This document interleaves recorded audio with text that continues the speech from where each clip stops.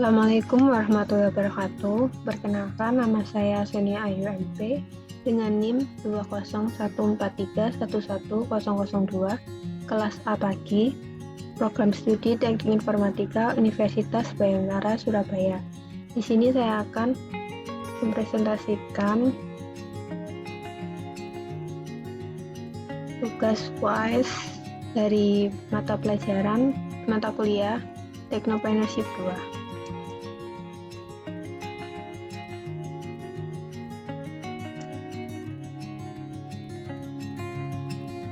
Di sini dengan judul How to Success in Financial Market. Untuk list of materi, di sini ada 9. Yang pertama, mindset sukses. Yang kedua, market. Ketiga, financial market. Keempat, value analysis. Kelima, technical analysis. Keenam, volume analysis. Ketujuh, investasi cerdas. Kedelapan, programming for your life. Dan yang kesembilan, konklusi. Yang pertama, mindset sukses. Mindset sukses. Mindset adalah pola pikir, yaitu cara kita memandang berbagai hal atau permasalahan.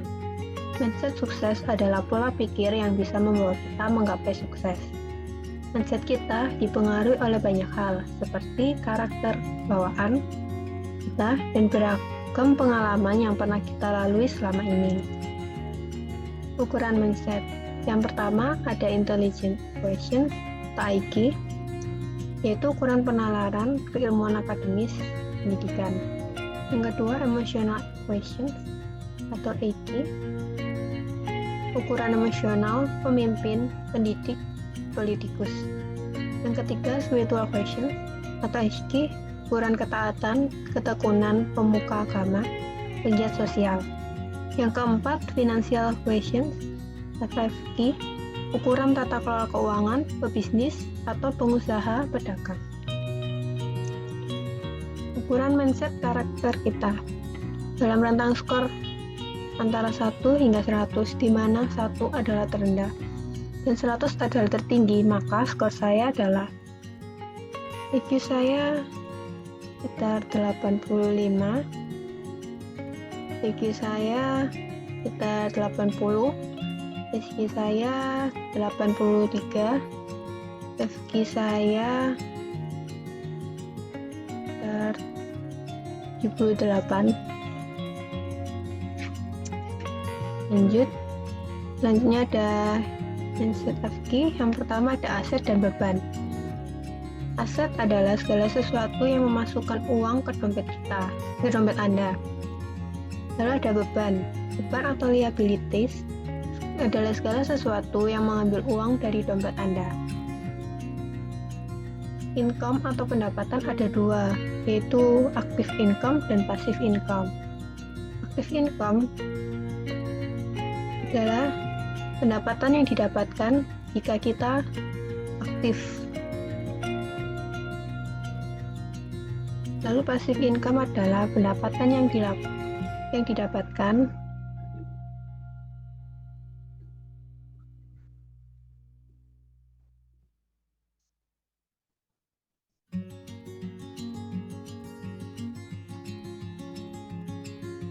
passive income adalah pendapatan yang diperoleh dengan tidak melakukan apa-apa.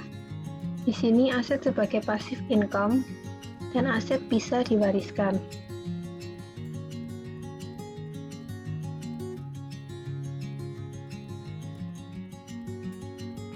Seperti pada gambar, aset seperti saham, real estate, bisnis, bahan produktif itu masuk ke dalam pemasukan. Lalu beban seperti rumah, mobil masuk dalam pengeluaran.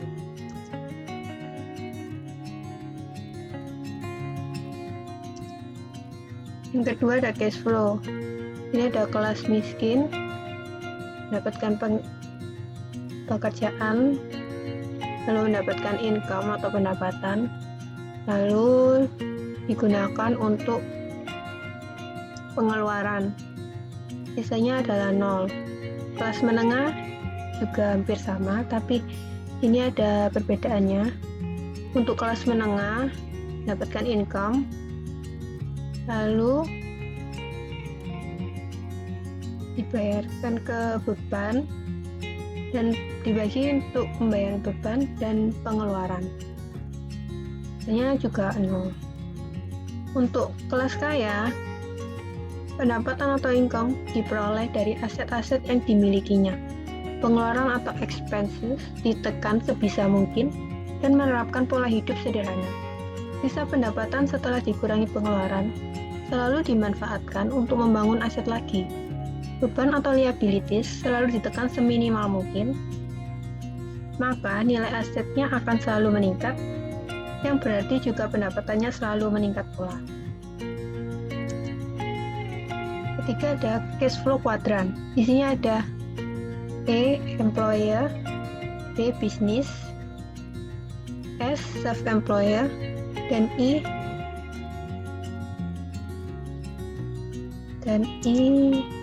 investor. Untuk kuadran employer, karyawan cenderung memiliki keamanan dan juga kenyamanan dalam mendapatkan penghasilan dengan cara bekerja dan memperoleh gaji tetap per bulannya. Untuk bisnis, mereka yang termasuk dalam jenis big business merupakan para pebisnis dari perusahaan besar yang di dalamnya memiliki 500 lebih karyawan. Lalu self-employed business. Jenis pekerjaan tersebut cenderung memiliki bentuk pengelolaan bisnis sendiri dan tidak bisa terlepas dari bisnis tersebut secara instan. Mereka yang berada pada jenis kuadran ini pun pastinya memerlukan kerja keras dan juga ide usaha dari pemilik bisnis. Yang terakhir ada investor. Mereka yang berada pada kuadran ini memiliki level yang lebih tinggi daripada 3 jenis kuadran sebelumnya, di mana mereka yang berada pada jenis kuadran ini sudah mencapai kebebasan finansial dan juga kebebasan waktu. Selanjutnya ada rantai usaha. Di sini ada dari distributor, melakukan logistik ke retail, dan melakukan logistik ke konsumen, demand ke bahan baku ke supplier lalu ke manufaktur, kembali lagi ke distributor. Dari awal sampai akhir terbagi menjadi 2, yaitu dari skill jadi uang, dan yang kedua dari uang jadi uang. Kenali karakter marketnya, asah skill yang sesuai di market tersebut, dan jadilah a good player. IQ, FQ, EQ, dan SQ.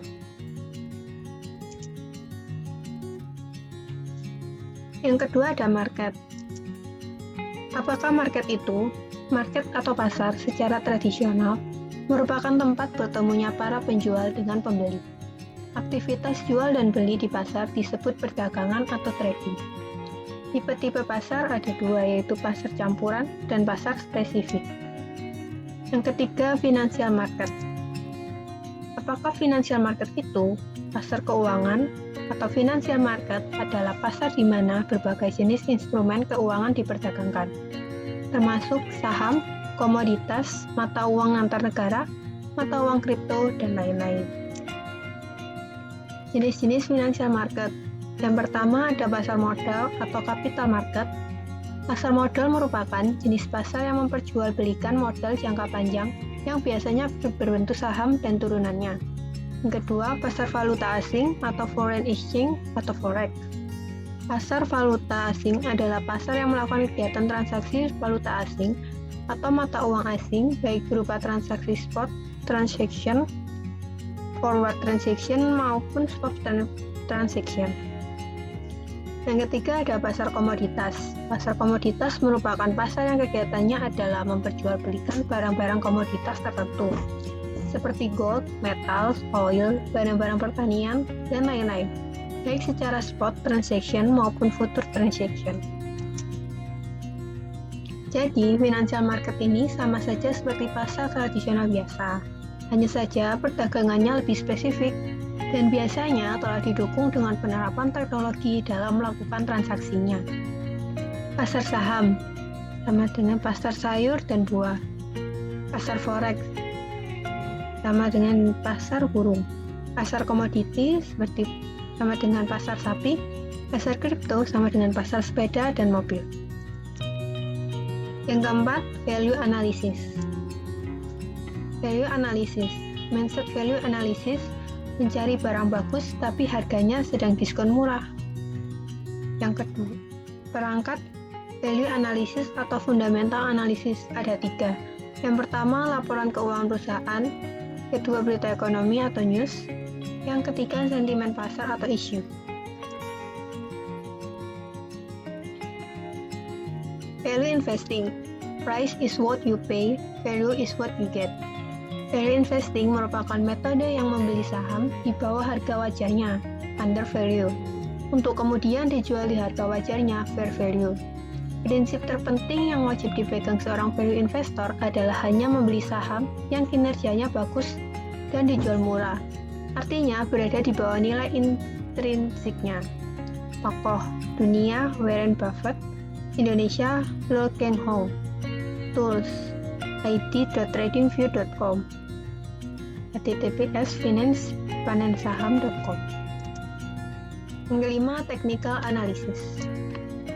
Technical analysis atau TA adalah metode untuk memprediksi harga.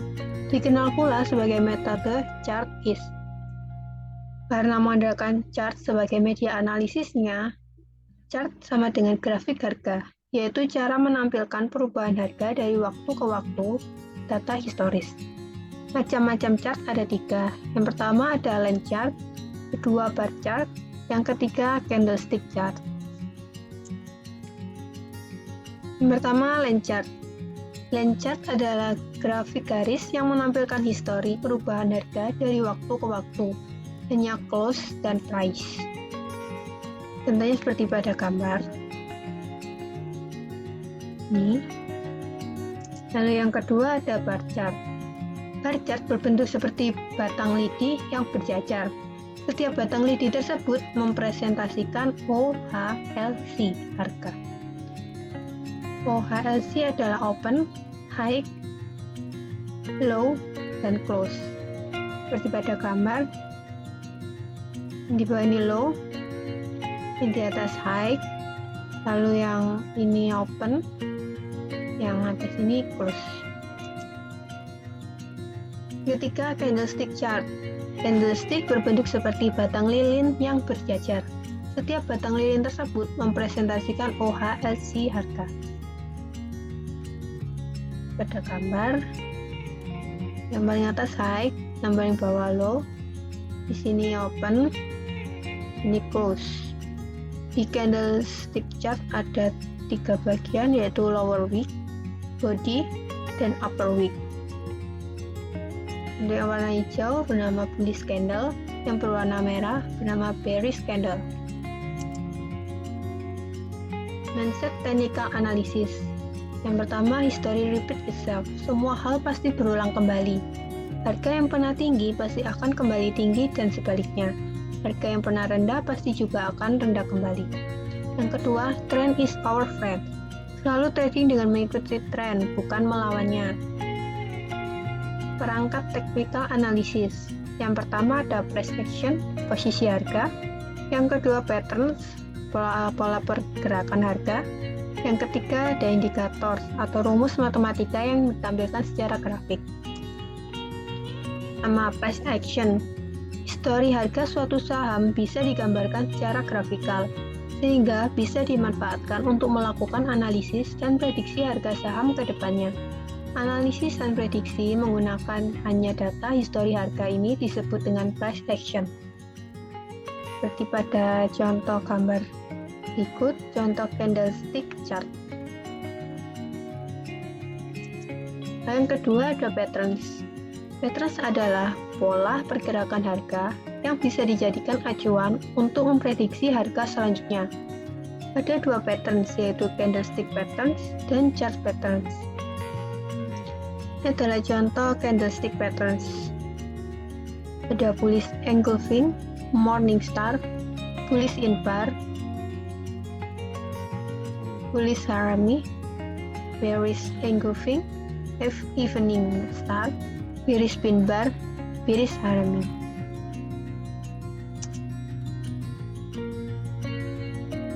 Lalu ini ada contoh candlestick pattern spin bar. Pada gambar contoh pin bar dan efeknya. Potential direction.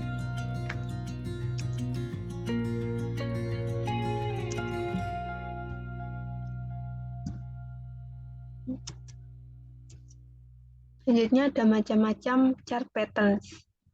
Review chart patterns cheat sheet. Ada bearish double top, bearish head and shoulder, bearish reaching width, bearish expanding triangle, bearish triple top, bullish double bottom, bullish interview, head and shoulder, bullish falling width, bullish expanding triangle, bullish triple bottom. Contoh chart patterns double top. Berikut adalah contoh chart patterns double top. Di sini ada dua terbaik, jadi disebut double top. Indikator. Indikator adalah sebuah alat atau tools yang memberikan data dari hasil perhitungan rumus tertentu untuk mengukur dan menilai kondisi pasar, sehingga trader bisa memprediksi arah market selanjutnya. Sederhananya, indikator membantu para trader untuk memberikan sinyal beli atau jual. Dalam dunia technical analysis, ada beragam indikator yang dikenal dan digunakan para trader dalam berdagang sehari-hari. Di antaranya adalah A. Moving Average atau MA, B. Relative Strength Index atau RSI, C. Moving Average Convergence Divergence atau MACD, yang keempat atau D. Bollinger Bands, E. Stochastic. Indikator Moving Average atau MA, yaitu rata-rata harga saham dalam suatu rentang periode tertentu yang ditampilkan sebagai suatu garis kurva pada chart. Indikator MA ada beberapa tipe seperti SMA, EMA, WMA, dan lain-lain. Berikut adalah contoh gambar indikator Moving Average atau MA.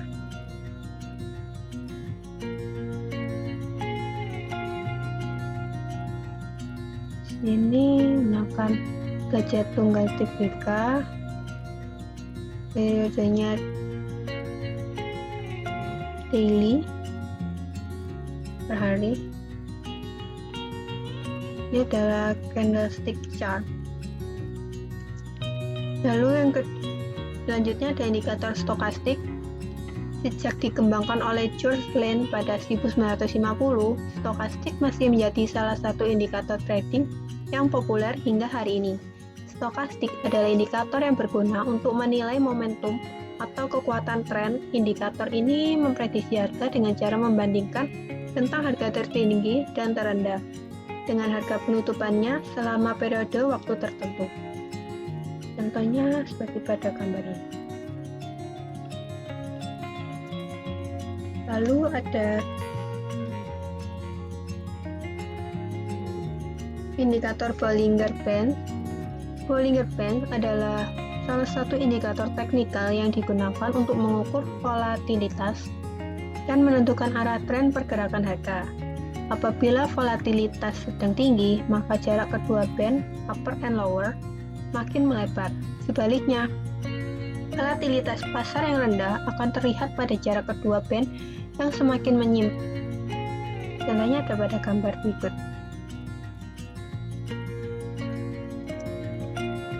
Next, yang keenam ada volume analisis.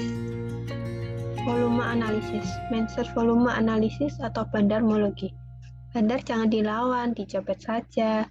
Perangkat volume analisis ada 3. Yang pertama ada order book, yaitu harga, volume, dan frekuensi. Yang kedua likuiditas.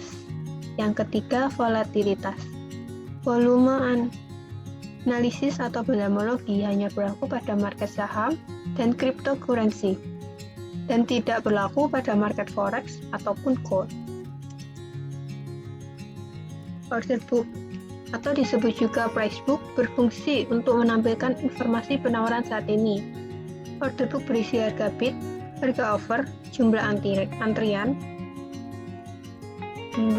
bid, jumlah antrian offer. hingga jumlah order yang dipasang. Tujuan membaca order book adalah untuk mencari harga terbaik.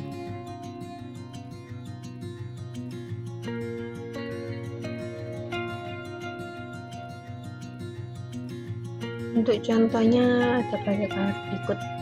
Ini ada lot, bid, per, dan lot. Ini ada totalnya.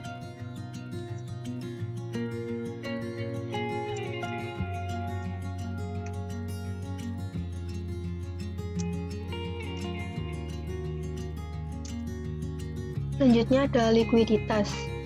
Saham liquid akan memudahkan kita menjual dan membeli saham tersebut. Sebaliknya, saham yang tidak liquid sulit dijual lagi. Contohnya ada pada gambar ini. Regular, bid, ask, lot.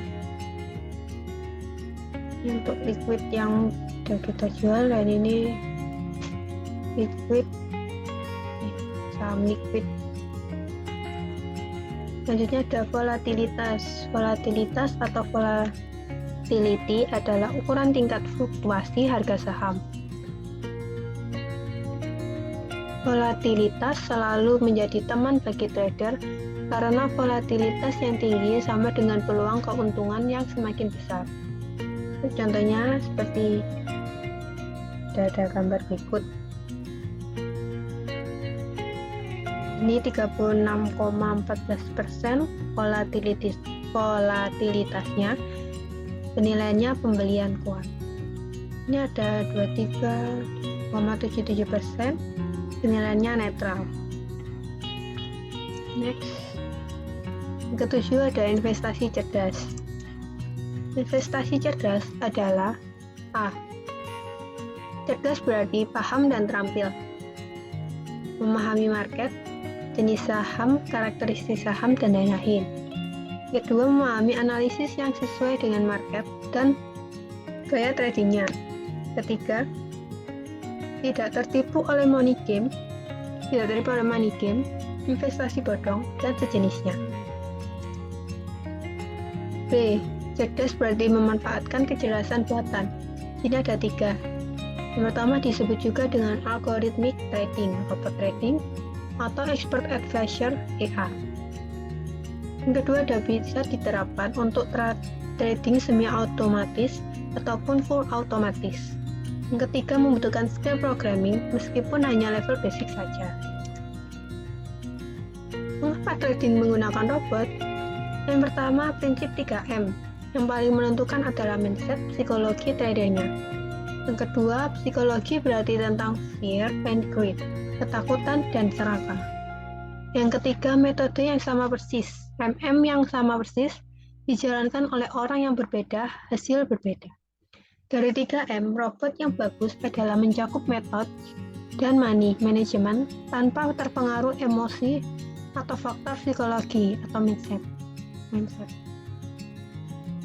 Apa yang diprogram untuk membuat robot?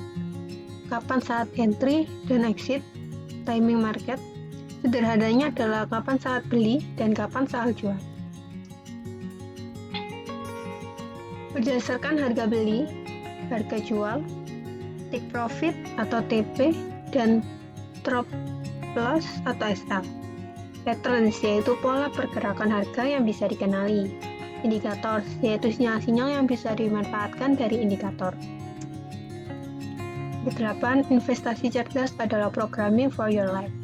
Maksud dari programming for your life dalam hal ini adalah memanfaatkan skill programming Anda untuk memudahkan Anda dalam trading maupun berinvestasi.